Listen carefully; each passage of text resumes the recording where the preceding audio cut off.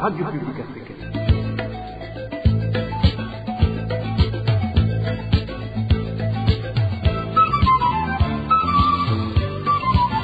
Radio Publique Africaine.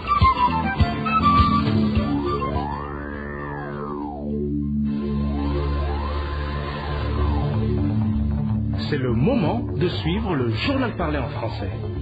À la présentation, Eloge Diva, Lemesha. Dernier jour du mois d'octobre 2025, bonsoir et bienvenue dans ce journal. Tout de suite, les principaux titres. Le ministre burundais des Finances a demandé devant les parlementaires une révision de la loi portant sur la gratuité des soins de santé pour les enfants de moins de 5 ans et les femmes enceintes. Une révision qui, selon cette autorité, permettrait de mieux aider les plus démunis. Et puis de fortes pluies ont endommagé plusieurs toitures de l'école fondamentale de Malandia, perturbant ainsi les cours. La direction de cette école lance un appel à l'aide.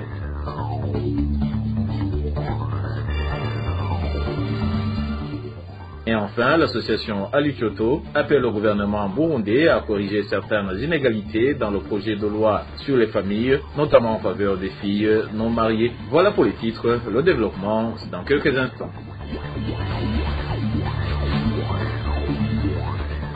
Au bonsoir, démarrons par la page agriculture. Les lamentations des agriculteurs provenant de plusieurs localités du pays, exprimant leurs inquiétudes quant à une éventuelle mauvaise récolte pour la saison culturelle A, semblent fondées. C'est du moins ce qu'affirme un expert dans le domaine de l'agriculture. L'agronome Tarsis Ndaikeje explique que les sols du Burundi sont appauvris et nécessitent des engrais chimiques pour assurer une bonne production. L'absence de ces engrais a, selon lui, de lourdes conséquences dans le développement du secteur agricole. On l'écoute.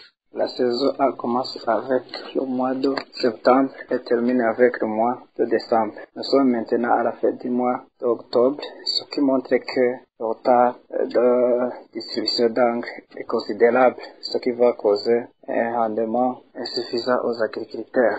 Tant que le gouvernement ne donne pas en taille et en quantité suffisante les engrais aux agriculteurs, la demande du président d'améliorer le rendement s'avère impossible. Cela veut dire que le rendement escompté est impossible car notre sol a besoin d'engrais chimiques additionnels aux engrais organiques pour améliorer la fertilité du sol.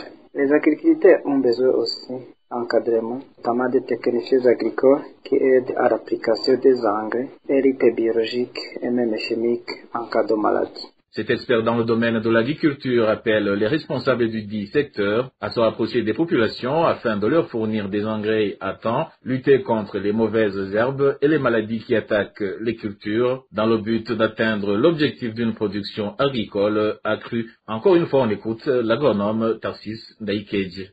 Je lance un appel au gouvernement de faire le tout possible pour distribuer à temps et en quantité suffisante les engrais chimiques nécessaires aux agriculteurs et aussi les donner des encadreurs, les techniciens agricoles, les moniteurs agronomes qui aident à la population, notamment les agriculteurs, à la mise en application de ces engrais ainsi que lutte biologique et même chimique des maladies en cas de besoin. J'appelle aussi la population, notamment les agriculteurs, à faire la lutte anti-érosive, à faire le suivi de ces critères pour que, une fois il y a une attaque, faut qu'il informe le gouvernement à temps afin de suivre ces champs sans toutefois avoir beaucoup de problèmes. Page gouvernance à présent, le ministre des Finances demande que la mesure prise en date du 16 juin 2006 par le décret présidentiel numéro 100/136 du président Pierre Nkurunziza portant sur la gratuité des soins de santé pour les enfants de moins de 5 ans ainsi que pour les femmes enceintes soit réexaminée. Déclaration faite lors de la séance parlementaire du 29 octobre 2025. Le ministre Alain Ndikumana a affirmé que cette mesure devrait être revue afin que ce programme puisse davantage venir en aide aux plus démunis.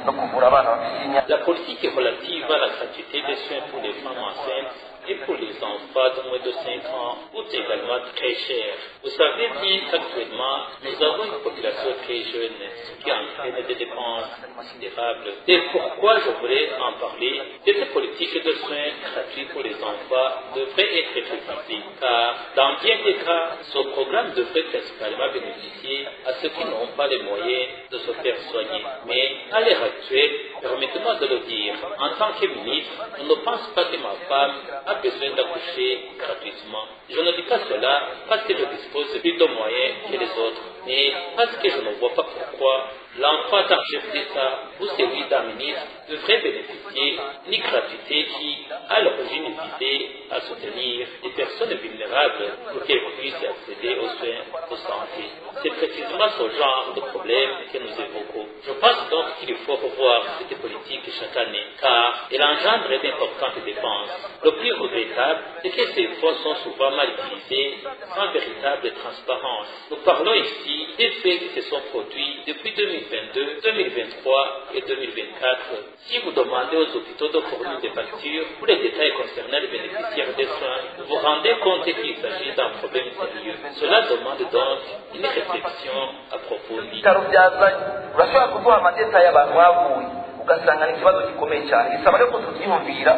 Et le Bureau burundais de normalisation BBN, en sigle, chargé du contrôle de la qualité des produits fabriqués localement et de ceux importés, reconnaît ne pas disposer de moyens suffisants pour effectuer correctement des analyses. Dans une conférence de presse qu'il a récemment tenue, Samuel Ndairagidje, le directeur du BBN, a indiqué que si son institution bénéficiait de ressources adéquates, elle pourrait également collaborer plus efficacement avec les pays voisins dans le domaine de contrôle de la qualité des marchandises. Je vous propose d'écouter Samuel Ndairagidje. Le BBN est confronté quand même à pas mal de contraintes.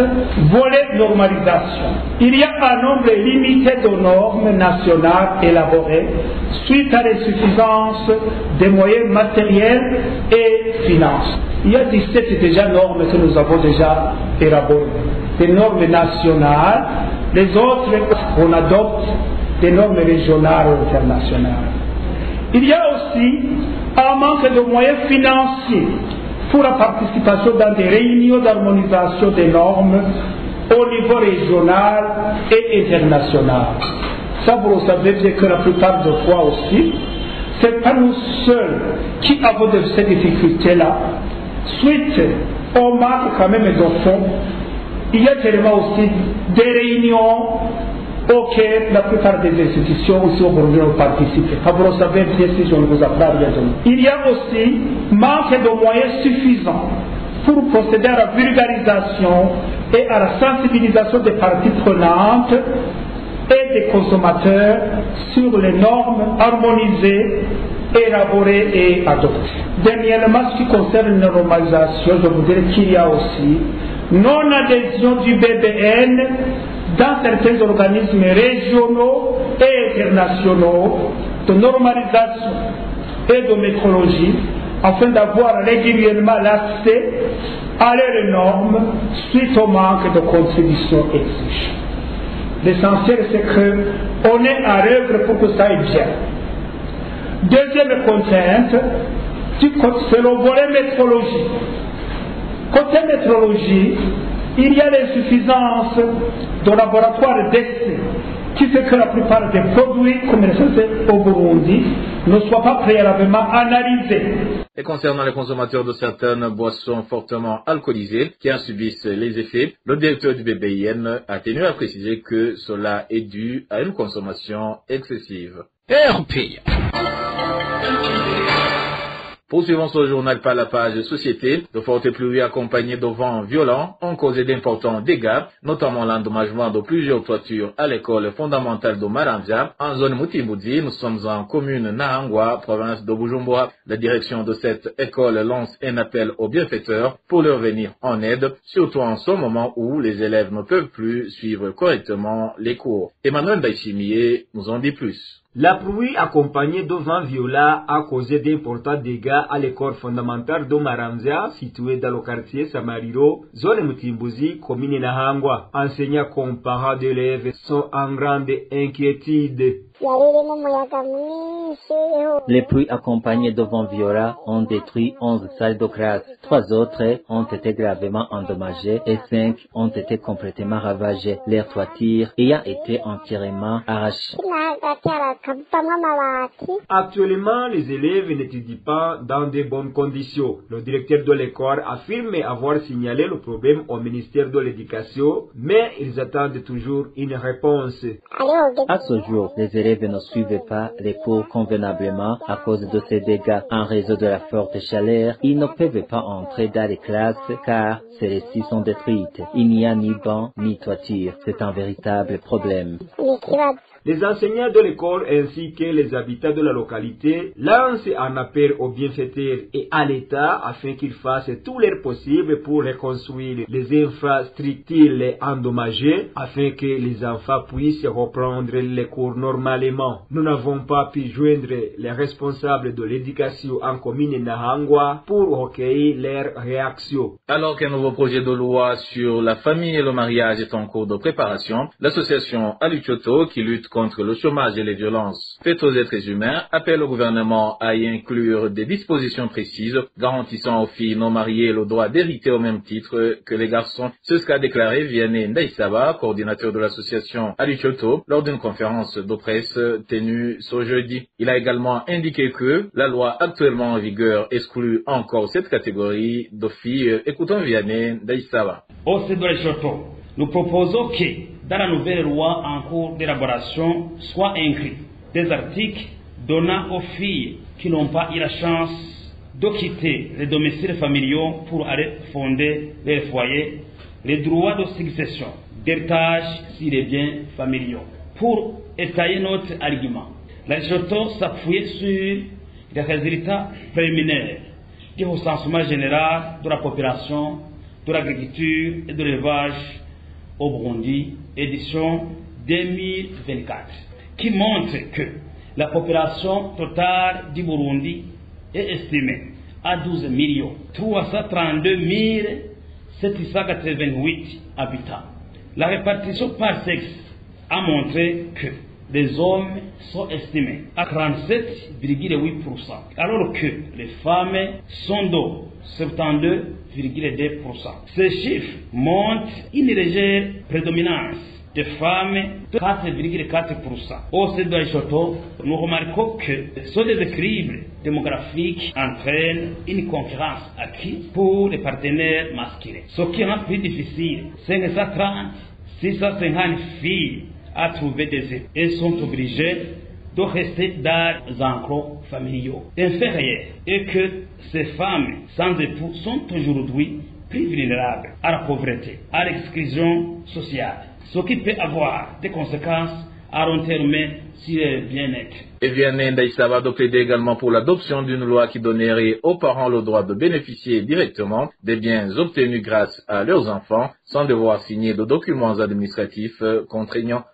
Aluchoto recommande également que le même code en cours d'élaboration protège les parents âgés contre la privation de leur biens par les enfants. Aluchoto a enquêté sur la situation de ces personnes âgées. Les résultats sont alarmants. Les chiffres montrent que plus de 60% de ces derniers ne reçoivent pas l'aide et le soutien nécessaire de la part de leurs enfants. Certains des enfants préfèrent les mettre même dans les maisons de retraite, tandis que les autres meurent à la domicile par le manque de moyens de se faire soigner. Les autres deviennent des mendiants alors qu'ils avaient l'air bien qu'ils pourraient de se faire.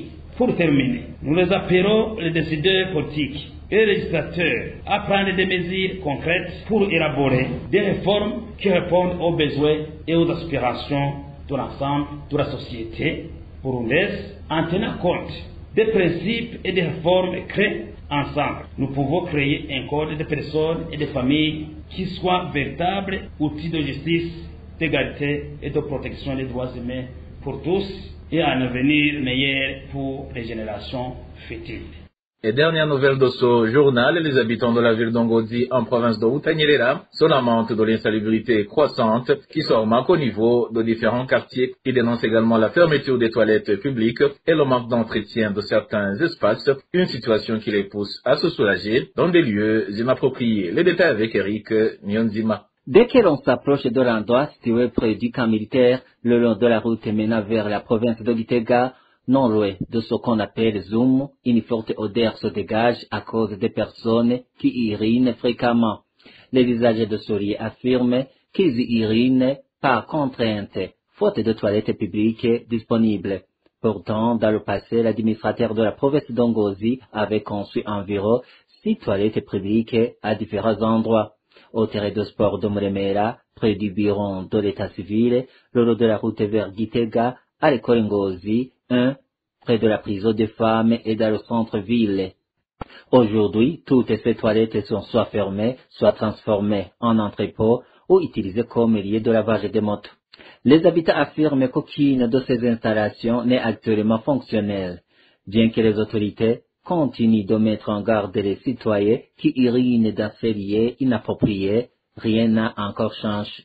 En plus de l'inaccessibilité des toilettes publiques, les habitants de cette ville confirment que même dans les maisons disposant de sanitaires, ces derniers ne sont plus utilisés à cause du manque persistant d'eau dans la ville d'Ongozi. Et voilà, chers auditeurs de la radio publique africaine, c'est par ce reportage d'Eric Nyonzima que le journal de ce 31 octobre 2025 se termine. Merci pour votre écoute et je remercie également mes collègues de la rédaction et ceux de la technique pour leur collaboration. À la présentation de ce journal, vous étiez avec Éloge Divin Remecha. Je vous souhaite un bon début du week-end.